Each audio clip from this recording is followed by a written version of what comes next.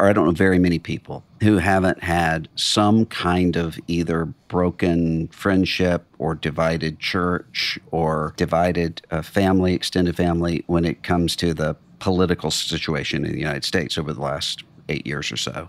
And we're headed into 2024. And I think there are a lot of people who are kind of on guard and are thinking, how are we going to get through this? And how are we going to get through this without pretending that there's not a lot at stake? I mean, this is a different time than people arguing over Adlai Stevenson versus Ike. Right.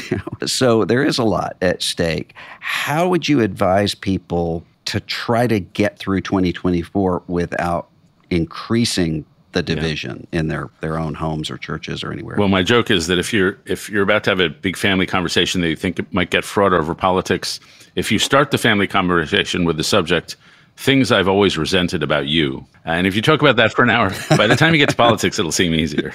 So Festivus, the area of grievances. Make it worse. Now, a few tips that come to mind that are in the book. One is, when you're having a disagreement, keep the gem statement in the center. So the gem statement is the thing we agree upon underneath the things we disagree upon.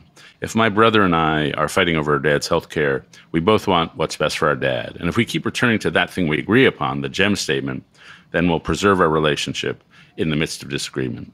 We both love our country. The second thing is find the disagreement under the disagreement.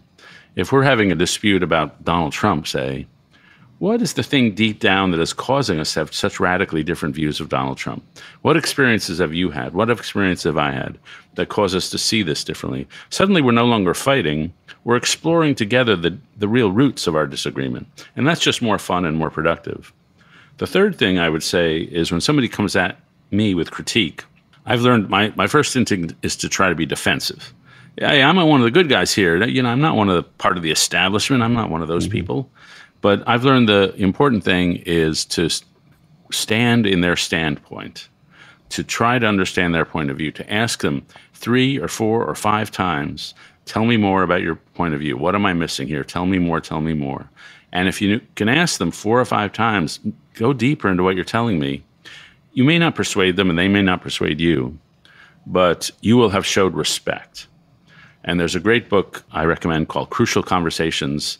And the authors of that book say, in any conversation, respect is like air. When it's present, nobody notices. When it's absent, it's all anybody can think about.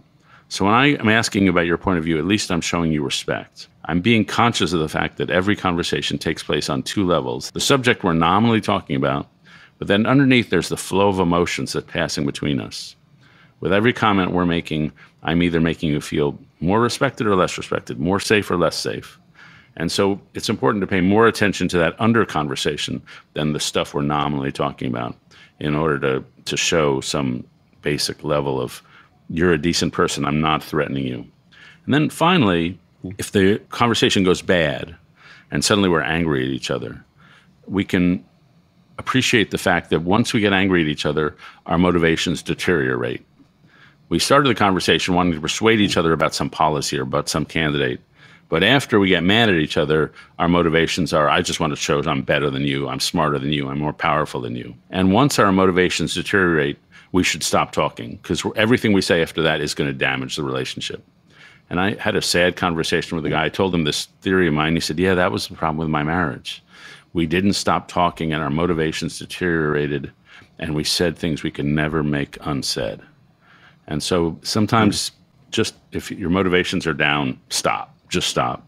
And the way you can rescue that is by doing something called splitting, which is what the conversation experts talk about, where you say what you were trying to do with your comment, and you say what you were not trying to do. So I was trying to understand your point of view. I wasn't trying to demean you or silence you. And so if I say, here's what I was trying to do, here's what I wasn't trying to do, then that sets an occasion for us to reset our conversation, and let's get it back on a healthy track. And so those are a few of the random tips I've learned on how to be more skillful at conversations across political and other difference.